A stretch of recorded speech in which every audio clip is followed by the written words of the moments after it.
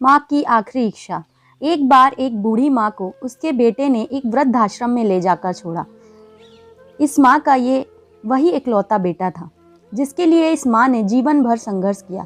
इस बेटे के लिए वो सब कुछ किया जो एक माँ को करना चाहिए या माँ कर सकती है, और आज भी अपने बेटे को किसी भी तरीके की परेशानी ना हो इसलिए आश्रम में रहने के लिए भी तैयार हो गई।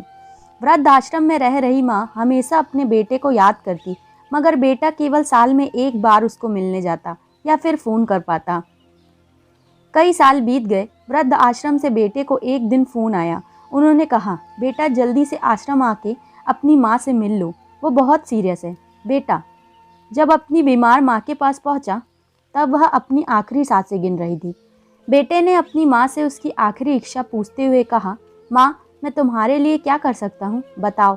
माँ ने कहा, बेटा इस आश्रम में गर्मी और मच्छर बहुत ज़्यादा हैं, यहाँ पर कुछ पंखे लगवा देना।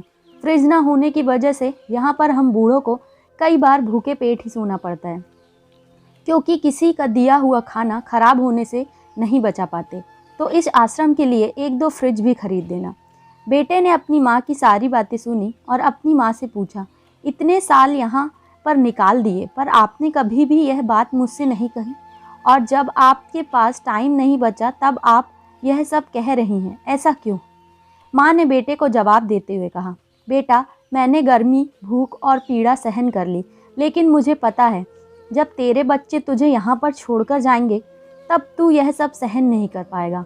इसलिए तेरी सुविधा के लिए मैं तुझे यह सब लगाने के लिए कह रही हूँ। दोस्तों, माँ की ये आखिरी लाइनें किसी भी बेटा या बेटी की आंखें खोलने के लिए सक्षम है। इतिहास हमेशा अपने आप को दोहराता है। अगर आप चाहते हैं कि आपके साथ अच्छा व्यवहार हो तो आपको भी दूसरों के साथ वैसा ही व्यवहार करना पड़ेगा।